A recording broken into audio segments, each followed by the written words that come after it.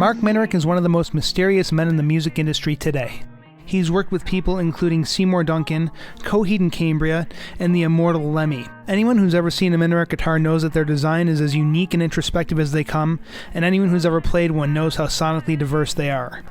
I'm Johnnie Ferro, and on August 13th, 2018, I had the opportunity to sit down with Marc and get a first-hand look at the method behind his madness.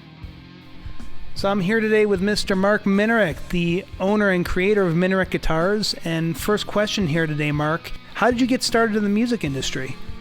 I had started in a musical group as a guitarist, and as other artists know, you try to get attention, get people to pay attention to what you're doing, and make your moves towards getting your music out to the public.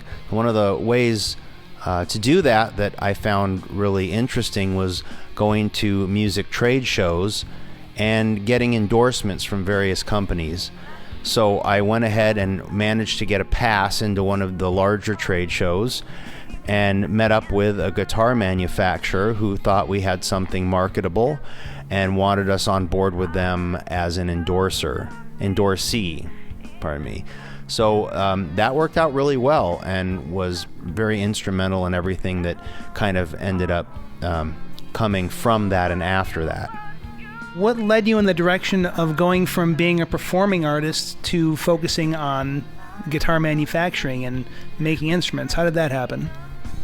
The company that I was endorsed by was BC Rich Guitars. Great story with that.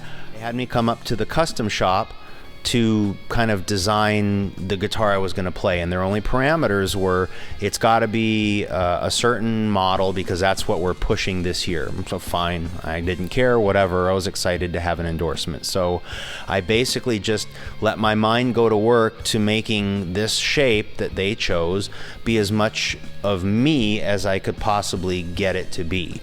So what I ended up bringing back to them, it blew Bernie away, and he actually sat me down and told me how much he appreciated and personally really liked the music I was writing, but suggested that I pivot from being a musician, songwriter, being in a band, to trying to start my own guitar company based on what he had seen I was capable of in the design realm. That was powerful. I mean, you can just imagine what Bernie Rico Sr. had seen being a manufacturer, 60s, 70s, 80s, just some heady times, and to have something I did really kind of stop him in his tracks. It was a powerful moment.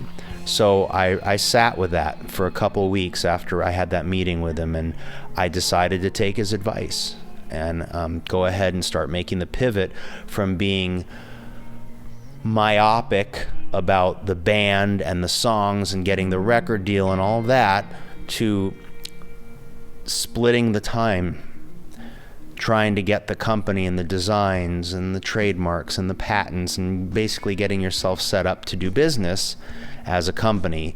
So that was the big moment when somebody in a place of, I don't know, we'll call it in a place of power, said you have something that's not the normal. Funny enough, after I made the internal decision to focus on the guitar company, it was like unleashing floodgates.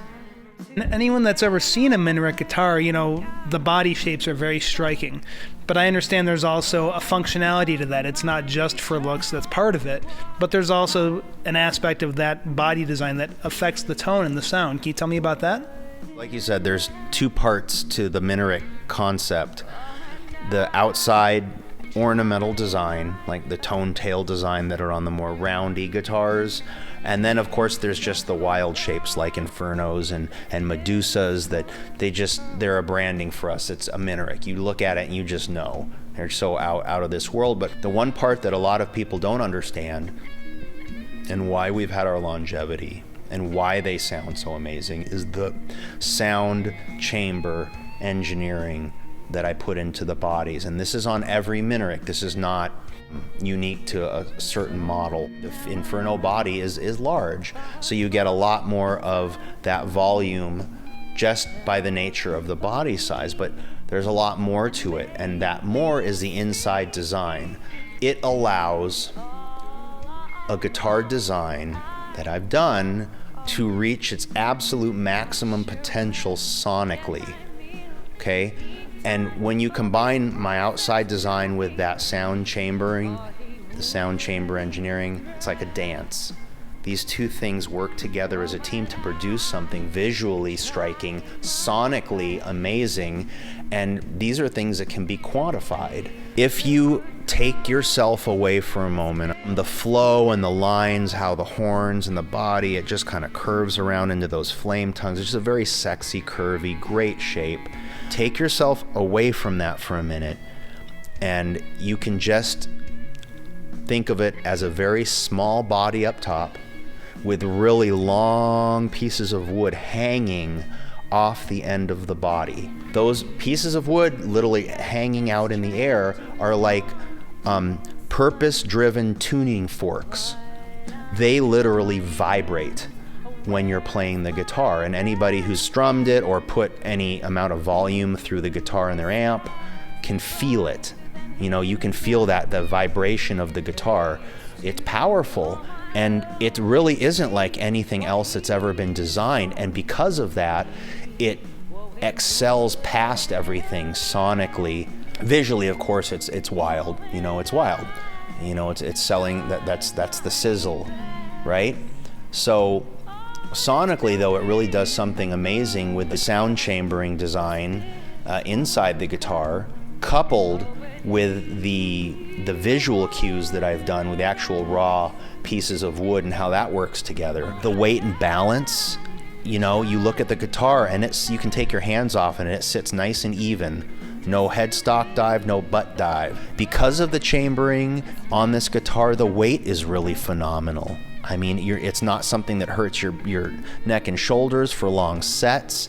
Everything about this is somewhat counterintuitive to what you would normally think on a guitar like that. You can scientifically measure what kind of an acoustic resonance that a body has, and you can compare it to other solid type body guitars and see that what we have created is generating more, substantially more than like a like guitar visually. Let's say something that's a little more in the vein of something like a Fury, you know, like an SG, and you compare a Minarik Fury to a Gibson SG, and I'm hopeful somebody will, you know, we can do that someday and really illustrate to people the dramatic differences between the two instruments on a multitude of levels. I know talk is cheap, but if you've ever picked up and really sat down and played an Inferno and then had the chance to go A-B it against whatever your favorite guitar is,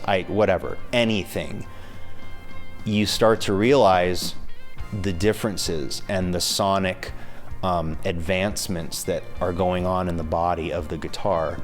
So that's why we're actually reissuing it. I can't believe it's been long enough to be doing a reissue.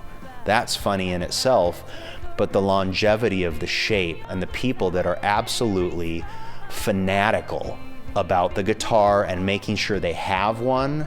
And, you know, I'm not saying, you know, oh, only play this. You should only play yours. No, I've never been one to say that, ever.